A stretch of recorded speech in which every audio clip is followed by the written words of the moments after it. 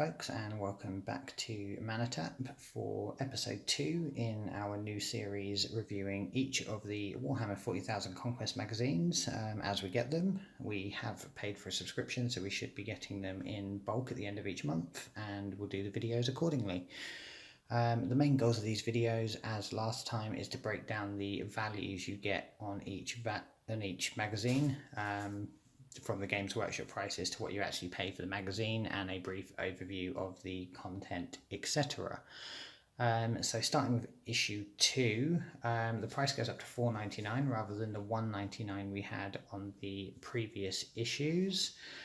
It does come with a playmat, which I will just grab for you. So the playmat is double-sided. That's one side. It is just a plain play area to start your first battle on. Battle for Corvin 2, I believe issue 1 called it. And the other side comes not only with some makeshift terrain, marked plaguey starting area for some Death Guard, and so that's where the Marines start at the back there. It also comes with some cutout inch measuring card and objective markers at the back there. So that is the playmat for the first mission.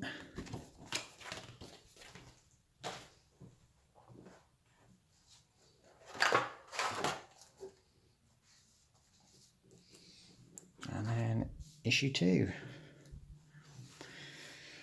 So it's mostly based around the Death Guard. I'll do this in a slightly different order because I think what most people are interested in is the value contained in the magazine.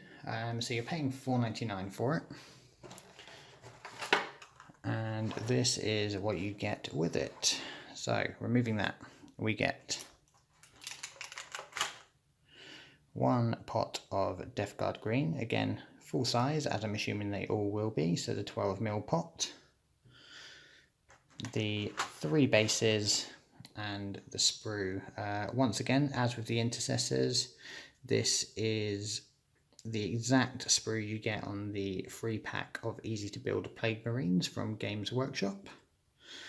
There's a bit more variety on this. It was all bolt guns for the intercessor, but this one has a bolter, plague knife, plasma gun, and I believe that is a blight launcher, which is pretty good actually, because a friend of mine is playing the Dark Imperium, no I lie, the No Fear starter set, and his Plague Marines don't have access to a plague launcher at all, so that's a good way of getting one. And then we have the dice. Let's pop that over there for a second and get those out. So 3 bases and 6 dice for your first game, and let's see what the inaugural roll is.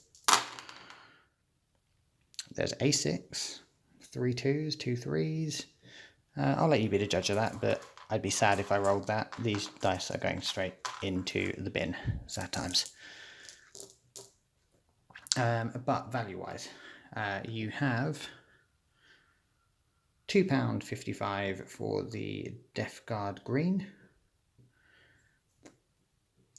£10 for the easy to build Plague Marines, and depending on whether you want to assign a value for the dice or not, I went with £2, but that is literally a figure I have plucked from nowhere. So the value I came up with was £14.55, including the £2 I assigned to the dice. If you want to ignore the dice and call them valueless, which I might after those rolls, you'd be looking at £12.55, which is still really good value for the $4.99 you've paid for the magazine. Which brings us back to the magazine. So issue 2 contains some information on the Death Guard, Nurgle and Mortarion, which is actually a very interesting read. The Plague Planet, which is also a very interesting read. Plague Marine and Plague Fleets, and Nurgle's Sacred Number 7. A breakdown of Plague Marine armour, and then the instructions on how to build them, including the very important clipper safety warning. Then we go on to how to paint them. I do notice, as a follow-up to our previous video where I was concerned and hoping they were going to continue the advancement of painting throughout the issues, I do notice that they are using the Death Guard green, as well as Abaddon black and Retributor armor from issue 1. So that gives me a little bit of hope that they are in fact going to expand on the painting,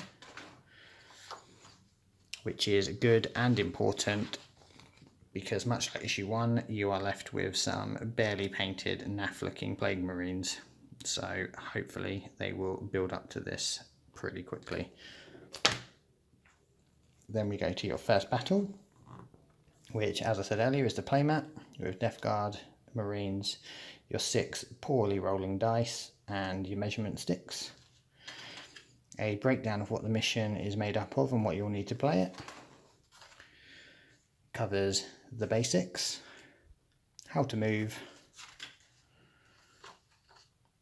advancing, shooting. Bear in mind, guys, this is aimed at new players, as I said before. How wounding works, and then you can replay it with extra rules, which gives you a bit more access. So it allows you to use the blight launcher, plasma gun, and rapid fire with the standard rules we all know.